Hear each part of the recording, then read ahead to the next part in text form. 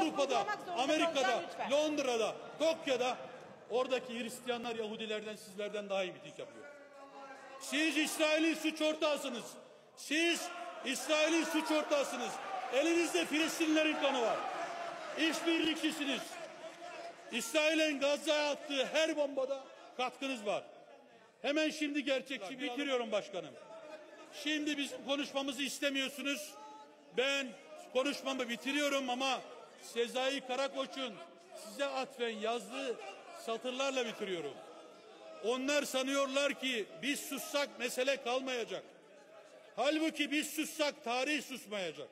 Tarih sussa hakikat susmayacak. Onlar sanıyorlar ki bizden kurtulsalar mesele kalmayacak. Halbuki bizden kurtulsanız vicdan azabından kurtulamayacaksınız. Vicdan azabından kurtulsanız tarihin azabından kurtulamayacaksınız.